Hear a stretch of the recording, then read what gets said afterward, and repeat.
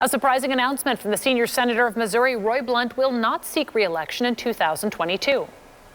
I felt good about getting elected. What I felt less good about was whether I wanted to go from 26 years in the Congress to 32 years in the Congress and maybe eliminate the other things I might get a chance to do when I leave the Congress. So I think it's a good decision for the Congress. I think it's a good decision for me. Now voters will decide just who will replace Senator Blunt. 41 Action News anchor Cynthia Newsom joins us live to talk about Blunt's accomplishments in office. Cynthia? Yeah, there are many of them. After 20-plus years in Congress, there's a long list of accomplishments, from providing billions of dollars for the B-21 bomber research program at Whiteman Air Force Base to providing internet access to rural communities, and more than $3 billion for Alzheimer's disease research. And here in Kansas City, the Bannister Federal Complex is at the top of the list of Blunt's impact in office. The Missouri Senator and Missouri Congressman Emanuel Cleaver worked together to get $200 million in federal funding to clean up the site and prepare it for redevelopment.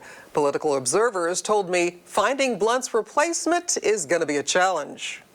I think what you're going to be seeing is the continued debate between the new line populist approach of former President Trump, Senator Cruz, Senator Hawley from Missouri, or whether it's going to, try to recenter and reestablish with the sort of old guard Republican establishment, of which Senator Blunt was absolutely one. Certainly, it's going to be an opening to decide what the Republican Party in Missouri looks like moving forward. Is it more of the Parsons and Blunt sort of, Mike Parson and Roy Blunt kind of come from the same Southwest Missouri background, not as antagonistic, but certainly supporters of President Trump. Now, both political strategists said if there's a crowded field of Republican candidates and the Republican vote is split, then Democrats have a shot at grabbing Blunt's seat. But they think the chance of that happening is slim. I'm Cynthia Newsom, 41 Action News. Back to you. Thank you, Cynthia. Following Senator Blunt's announcement, a handful of politicians have reacted, leaving the door open for a possible Senate run. That includes Secretary of State Jay Ashcroft, who wrote, quote, "It is imperative that Republicans take back the Senate in 2022. Quote, Katie and I will be praying and talking to friends and family about how I can best serve the state of Missouri." And Missouri's Lieutenant Governor Mike Kehoe said he and his wife would take time to consider what is best for the state of Missouri.